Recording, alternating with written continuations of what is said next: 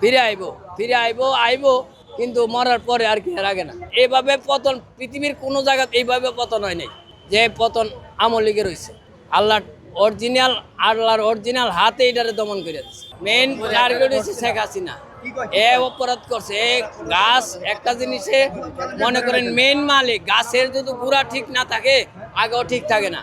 ও নিজে খারাপ করছে, এই জন্য আগাগুলা যেটি আছে সবটি খারাপ হয়ে গেছে।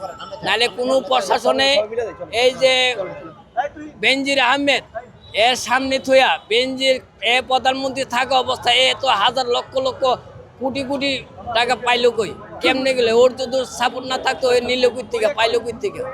এটাই সে মেন কথা। আর আল্লাহ এ যা করছে আল্লাহর গায়ে, মানুষের গায়ে তো সহ্য হয়েছেই না, আল্লাহর গায়ে সহ্য হয়েছে না। এইভাবে পতন পৃথিবীর কোনো জায়গাতে এইভাবে পতন হয় নাই যে পতন আওয়ামী লীগের হয়েছে। ফিরে আইবো কিন্তু মরার পরে আর কি এর আগে না। এটা হাওয়া আর কিছু না। এরা একটা হাওয়া মাইরা দেখলো কিছু লোকজন জমাইতে, আসলে কিন্তু কেউ এখন এরা যখন চলে গেছে, হ্যাঁ, নেতা ফেতা মন্ত্রী মিনিস্টার এমপি সেমপি যেটি একটা চেয়ার 250 না কত চেয়ারম্যানই, হ্যাঁ, চেয়ারম্যানই চলে গেছে সারা বাংলাদেশ থেকে, মেম্বার সুদ্ধা পালাই গেছে। তো এইখানে আইবো কেটা? আমাদের কোনো স্কোপই নাই। আল্লাহর অরিজিনাল হাতে এটারে দমন করে দিচ্ছে। নাহলে আপনারা তো জানেন, আপনারা সাংবাদিক, যে এই 17 বছরে কি পরিমাণ অত্যাচার হয়েছে। আপনার বিবেকরে আপনি প্রশ্ন করে দেখেন যে কী পরিমাণ হয়েছে। এমনও মসজিদ যারা হুজুরারে নিয়ে জেলখানাতে রাখছে, এমনও শুনছি যে 5টা সেজদার পরে ফজর নামাজের আজান হয়ে গেছে।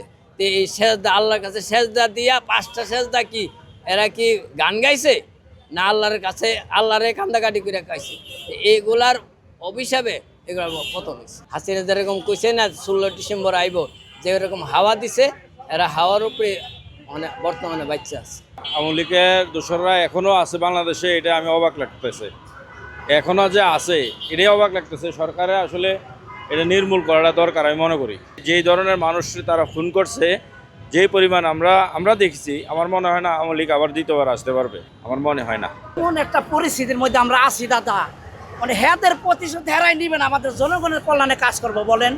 এই যে কারেকে খানসি দিল, কার বাপেরে মারলো কে, কার মাইয়ারে মারলো কে, কারেকে মারলো, ওই প্রতিশোধের মধ্যে হেরা থাকে। আমাদের দেশের কল্যাণে আমাদের যানজট মুক্ত চাই বাংলাদেশ, রাস্তাঘাট ভাঙ্গাচুরা থাকবে না, মধ্য লোকদের একটু সর্বমূল্যে খাওয়ানো, দেশে যে আইনটা থাকবে সঠিক আইন, যেটা বাস্তবায়ন হবে। এখন বিএনপির নিয়েও কথা বলতে পারি না, ছাত্রদের নিয়ে কথা বলতে পারি না, এনসিপির নিয়েও কথা বলতে পারি না, জামাতের নিয়েও কথা বলতে পারি না। কারে নিয়ে কথা বললে কোন ঘটনা ঘটবো, কে কোন লোক, কে কোন দল করে, কোনো কিছু কথা বলেন। পূর্বে কি আপনারা কথা বলতে পারতেন কিনা শেখ হাসিনার আমলে? ওই আমলে কথা বলতে পারতাম না, কথা বলতে তখন পারতাম না, তখন কথা হাসিনা চলে যাওয়ার পরে কিছুটা হলেও রাজনৈতিক পরিস্থিতি তো স্বাভাবিক হয়েছে, মানুষের বাক স্বাধীনতা ফিরে এসেছে।